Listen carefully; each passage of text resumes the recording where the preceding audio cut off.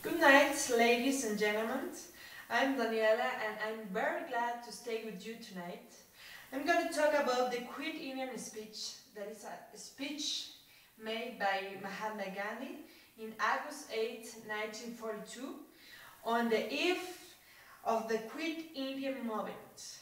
Mahatma Gandhi was the preeminent political and spiritual leader of India during the Indian independence movement.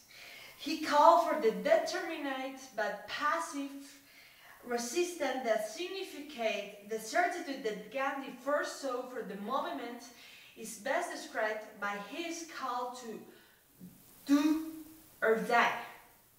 Let's listen a piece of the speech. Okay? Quit Indian speech. Okay. Before you discuss the resolution, let me please before you one or two things.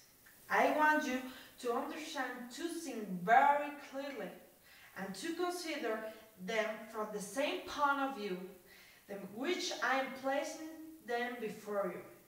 I ask you to consider it from my point of view because if you are probability, you will be enjoyed to carry out all I say you. It will be a great responsibility. There are people who ask me whether I am the same man that I was in 1920 or whether there has been any change in me. You are right in asking this question. Let me, however, hasten to assure that I am the same Gandhi as I was in 1920. I have no change in my fundamental respect. It attaches the same importance to no violence that I did then.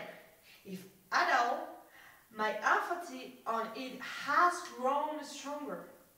There is no real contradiction between the present resolution and the previous writing and utterances.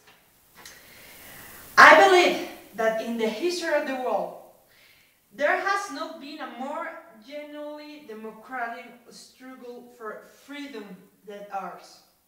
I read Carly French Resolution while I was in prison, and Pandit Jawaharlal has told me something about the Russian Revolution.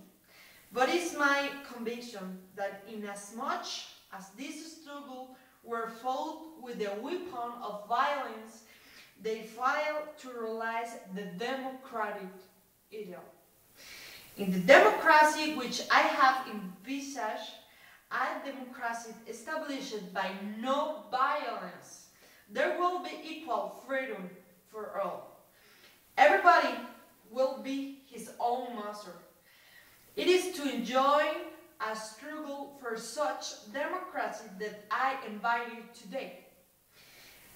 Once you realize this, you will forget the difference between Hindus and Muslims and think of yourself as Indians only, engaged in the common struggle for the independence.